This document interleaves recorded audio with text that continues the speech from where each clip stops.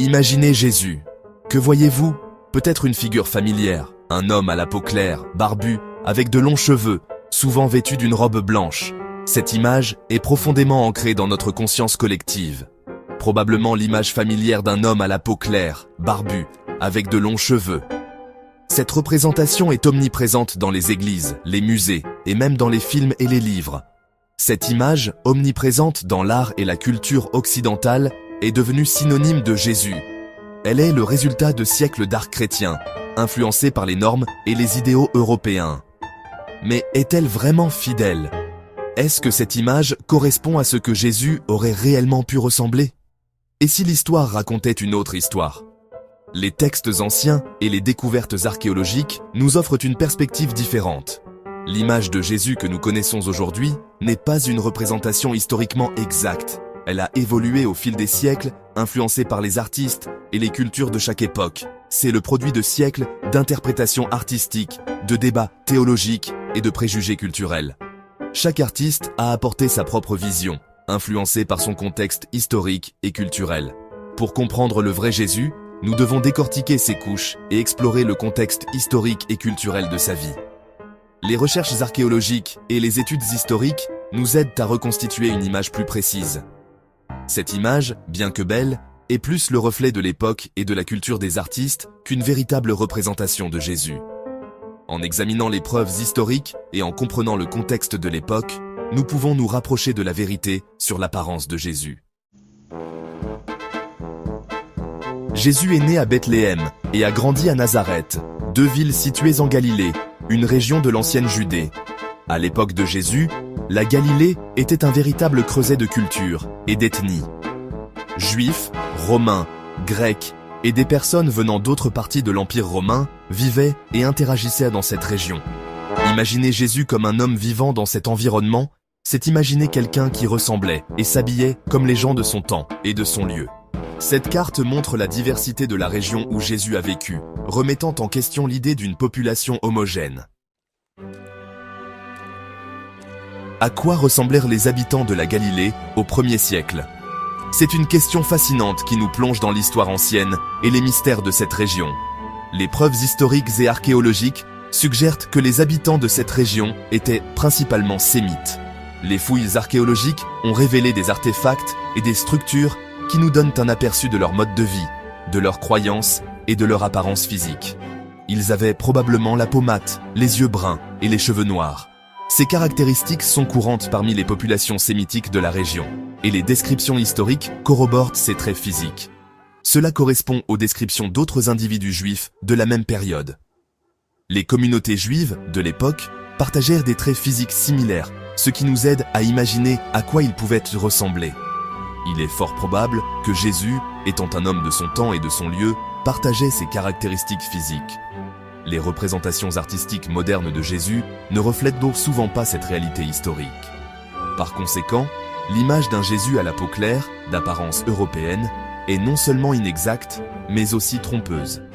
Ces représentations ont été influencées par des perceptions culturelles et artistiques européennes, plutôt que par des preuves historiques. Cette reconstitution, basée sur des preuves scientifiques, offre une image plus réaliste des habitants de l'époque de Jésus.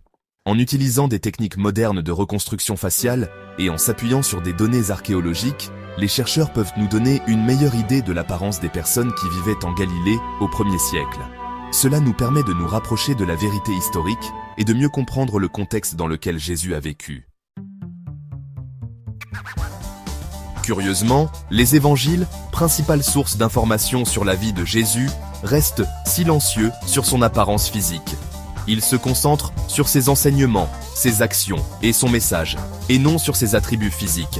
Ce silence suggère que l'apparence physique de Jésus n'était pas considérée comme importante par ses premiers disciples.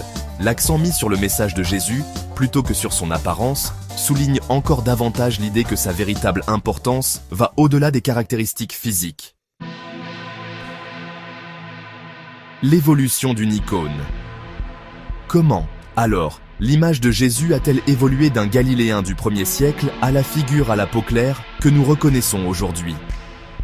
La réponse se trouve dans l'histoire de l'art et l'influence des forces culturelles et politiques. Dans les premiers siècles du christianisme, Jésus était souvent représenté symboliquement, comme un berger ou un philosophe. Cependant, à mesure que le christianisme se répandait en Europe, l'image de Jésus a commencé à changer. Ces représentations symboliques mettent en évidence l'accent mis sur le message et le rôle de Jésus, et non sur ses attributs physiques.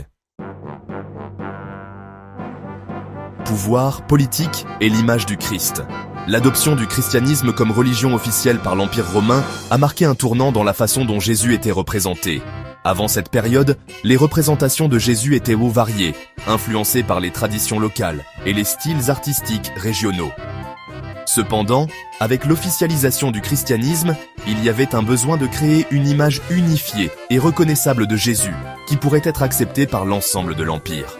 Les artistes ont commencé à dépeindre Jésus dans un style plus romanisé, avec une peau plus claire et des traits qui reflétèrent la classe dirigeante.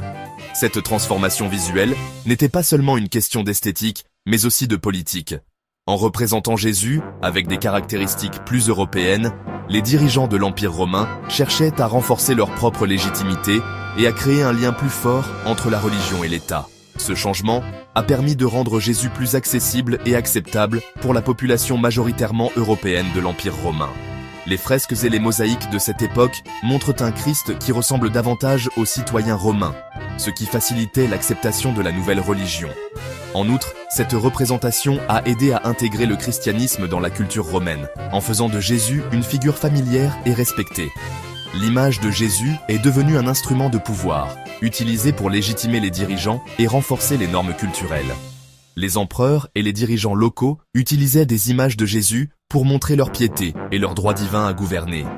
Les icônes et les peintures de Jésus étaient souvent placées dans des lieux de pouvoir, comme les palais et les églises, pour rappeler aux gens l'autorité divine des dirigeants. Cette image emblématique, avec son expression sévère et son allure royale, reflète la puissance et l'influence croissante de l'Église.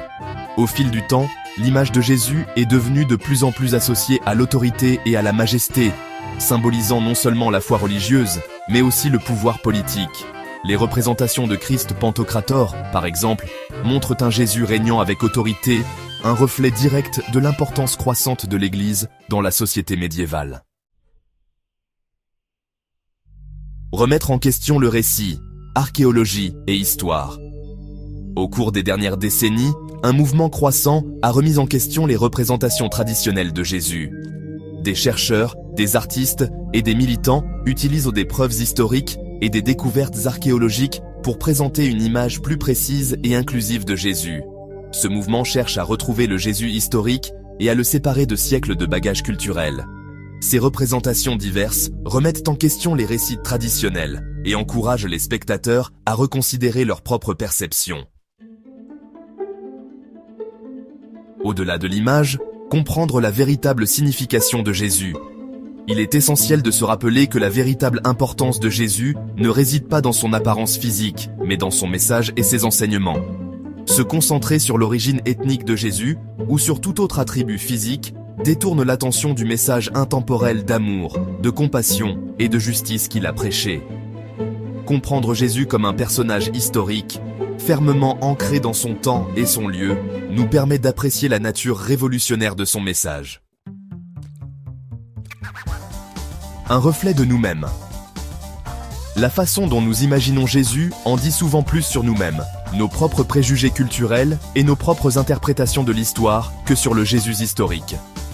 En confrontant ces préjugés et en nous intéressant aux preuves historiques, nous pouvons développer une compréhension plus nuancée et plus précise de Jésus et de son message. En fin de compte, l'image de Jésus ne devrait pas nous diviser, mais plutôt nous inspirer à vivre des vies de compassion, d'empathie et de justice.